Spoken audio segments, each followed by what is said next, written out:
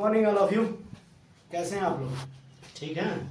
अगर आप बढ़िया हैं तो मैं भी बढ़िया हूँ। आज आप लोगों का ये हम लोगों का जो टॉपिक है एपीकल्चर, एक कमेंट में टॉपिक आया था इसलिए इसको पढ़ा रहे हैं। तो इसमें देखिएगा एपीकल्चर क्या होता है। Apiculture, PC culture, sericulture. चूंकि सेरीकल्चर जो होता है वो रेशम के कपड़े का जो उत्पादन किया जाता है उसे सेरीकल्चर कहते हैं, और पीसी कल्चर मछली पालन को कहते हैं, और एपी कल्चर जो होता है मधुमक्खी पालन है।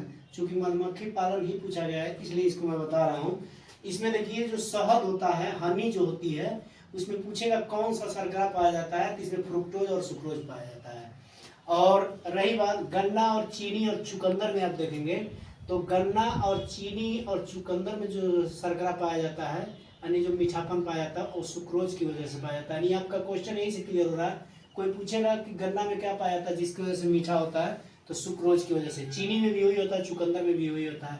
फ्रुक्टोज, फ्रुक्टोज जो होता है सुक्रोज से 1.70 गुना ज़्यादा मीठा होता है। और यही भी अगर आप एक देखेंगे केमिकली, ये आर्टिफिशियल जो होता है शर्करा, सेक्रीन होता है, सेक्रीन जो होता है ये 500 गुना सुक्रोज से मीठा होता है, बहुत ज़्यादा मीठा हो जाता है। इसमें हम देखेंगे तो अगर मधुमक्खी की चाल की बात किया जाए तो 16 मील पर घंटा वो चलती है। और इसकी छत्ता की बात किया जाए तो ये मोम का बनाती है, छत्ता उसका मोम का होता है। अगर मधुमक्खी की फैमिली की बात किया जाए तो इसमें 3 लोग रहते हैं केवल। एक क्वीन होती है जो रानी होती है, और यहाँ पे मेल होता है, एक मेल होता है जिसमें पुरुष वर्ग जो होते हैं, और एक होते हैं वर्कर। वर्कर जो होते हैं उन्हें नपुंसक भी कहा जाता है। नपुंसक कैसे हो जाते हैं अब मैं आप लोगों को आगे बता रहा हूँ। देखिए इसमें ये सपोज कर लीजिए अगर यह मधुमक्खी का छत्ता है, मैंने एक यहाँ बना दिया है, ये मधुमक्खी का छत्ता है। मधुमक्खी जो रानी जो होती है, जो अंडा देती है, वो जब अंडा देती है तो क्या करती है, अंडा देती है तो जो भी रानी होती है वो क्या करती है, अल्फा कीटोगुल्टेरिक एसिड छोड़ती है। और अल्फा कीटोगुल्टेरिक एसिड जो होता है जैसे ही अंडा दे देती है तो 7 दिन तक ले पूरे अंडे पर अल्फा कीटोगुल्टेरिक एसिड को क्या करती है, लगाती रहती है। लेकिन इसमें होता क्या है, अल्फा कीटोगुल्टेरिक एसिड जब पोतती है, सबको लगाती है, तो जो मेल रहते हैं, जो मेल मधुमक्खी होती है उसके ऊपर तो कोई असर नहीं पड़ता है। लेकिन बेचारी जो मेल फीमेल होती हैं उनको ट्रांसजेंडर बना देती है, यानी नपुंसक बना देती है, यानी वो नपुंसक हो जाते हैं। यानी ये भी क्वेश्चन पूछता है कि नपुंसक कैसे बन जाते हैं लोग। तो जो रानी होती है अल्फा कीटोगुल्टेरिक एसिड छोड़ती है, और ये क्या करती है, पर जितने भी फीमेल रहेंगे सबके ऊपर पोत देगी, और ये सब क्या बन जाएंगे, नपुंसक बन जाएंगे। और जब नपुंसक बन जाते हैं तो उनके लिए क्या हो जाएगा, यही तो हो जाएगा, मैंने जिनके लिए जगह छोड़ा रे वो मुझको ही छोड़ चले। ये तो कंडीशन आ जाएगा यहाँ पर, बेचारे किसी के नहीं होते हैं, इधर उधर पड़ जाते हैं। अब इसका श्रम विभाजन का काम देख लिया जाए। कभी कभी ये भी देखा जाता है कि अगर आप क्या करते हैं, मधु के छत्ते को क्या करते हैं, अगर पत्थर उथर से मारते हैं तो मारते हैं जब, तो उसमें अगर मान लीजिए नपुंसक वाले को लगा तो उसके पीछे 2-4 लोग चले जाते हैं, 2-4 लोग मारने के लिए, दौड़ाने के लिए, काटने के लिए आपको दौड़ाते हैं। अगर क्या करते हैं, आप किसी को मेल को मार देंगे पत्थर से तो 2-4 लोग और चले जाते हैं नपुंसक में से। लेकिन गलती से अगर आपका पत्थर लग गया रानी को तो पूरा छत्ता एकदम बौखिया जाता है, और आकर के तो वही लोग कहते हैं कि मौत सब समझ गई है, सब मार रही है। तो रानी को क्या हो जाता है, ऐसा कंडीशन हो जाता है। कभी कभी ये भी देखा जाता है कि मधु का छत्ता के बगल में दूसरा कोई छत्ता बन जाता है।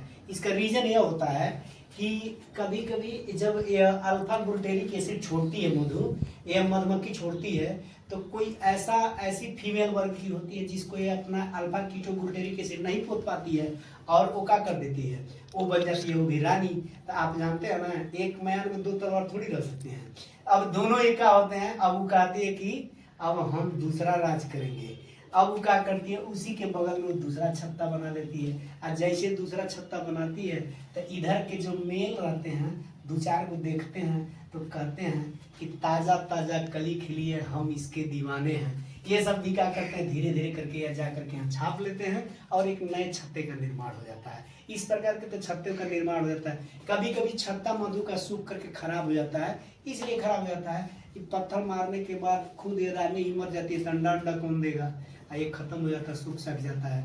अब इसमें रही बात यह है कि मतलब मधुपालन किया कैसे जाता है, तो मधुमक्खी पालन ये किया जाता है कि जैसे ही रानी इसमें क्या करती है, छत्ते में अंडा देती है, और अंडा जैसे देती है तो लोग क्या करते हैं, रानी को पकड़ करके दूसरे डब्बे में डाल देते हैं, और जैसे दूसरे डब्बे में डाल देते हैं तो अल्फा कीटो गुलटेरी किसी पे पोत नहीं पाती है, और जब पोत नहीं पाती है तो सभी जितनी फीमेल रहती है सब अंडा देती हैं, और जितने अंडा देती हैं सब मधु का छत्ते का निर्माण होता है। अब पूरा एकदम झंगा पर भर भर के मधुमक्खी तैयार होता है, मधु का छत्ता तैयार होता है, जिससे हमको शहद प्राप्त होता है। ये तो कंडीशन ये हो गया। अब ये कंडीशन श्रम विभाजन का काम देख लेते, इसमें होता क्या है। इसमें देखिए एक रानी होती है, बता दिए इसका अंडा अंडा देने के काम करती है। पुरुष जो होते हैं इनके साथ ही रहते हैं, ये रानी के साथ रहते हैं, और जो नपुंसक होते हैं जिसको फीमेल वाले को नपुंसक बना देती है, यही क्या करते हैं, छत्ते का निर्माण करते हैं और साथ ही साथ शहद का निर्माण करते हैं। इस प्रकार से मधुमक्खी पालन होता है। मैं उम्मीद करता हूँ आप लोगों को समझ में आ गया होगा। अगर समझ में आ गया होगा तो अपनी प्रतिक्रिया व्यक्त कीजिएगा। प्रतिक्रिया व्यक्त करने में पैसे नहीं लगते हैं। आजकल तो शिक्षा बहुत हो गया है जिसका कोई वैल्यूएशन ही नहीं है। लोग क्या कर रहे हैं, उस चीज़ को फॉलो करते हैं जिससे कोई मतलब नहीं है। अगर आपको अच्छा लगे तो अपनी प्रतिक्रिया व्यक्त कीजिएगा। धन्यवाद।